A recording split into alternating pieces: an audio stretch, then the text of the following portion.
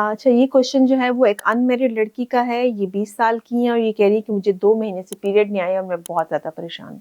अच्छा बेटा, परेशानी की बात तो ख़ैर ये नहीं है, बाज़ दफ़ा आपका साइकिल इरेगुलर हो जाता है।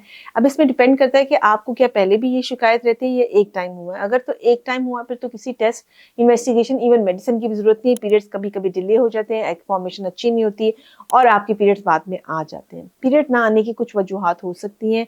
अगर आपका इरेगुलर साइकिल चल रहा है तो फिर उसके अंदर सबसे टॉप पे तो आपका पॉलीसिस्टिक ओवरीज, पीसीओएस है, सबसे कॉमन रीजन है कि आपके पीरियड्स डिले होते हैं और उसमें भी बेसिकली एग बनने की ही प्रॉब्लम आती है। तो आप अपनी लाइफस्टाइल मॉडिफिकेशंस वगैरह कर सकते हैं।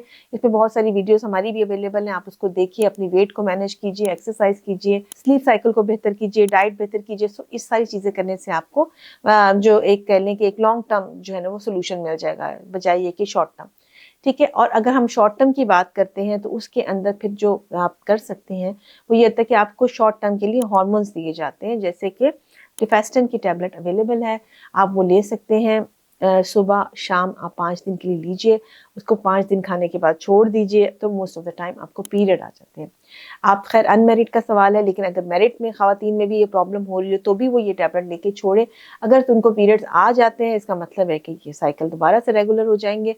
और अगर आपका पीरियड नहीं आते हैं तो इसमें फिर ये है कि आप अपना प्रेगनेंसी टेस्ट ज़रूर कर लीजिए कि चांसेस हैं कि वो प्रेगनेंसी ना हो। जो टैबलेट मैंने आपको रिकमेंड किया वो प्रेगनेंसी को ख़राब भी नहीं करती, वो मिसकैरेज नहीं कॉज करती, ना ही मिसकैरेज की वो मेडिसिन है।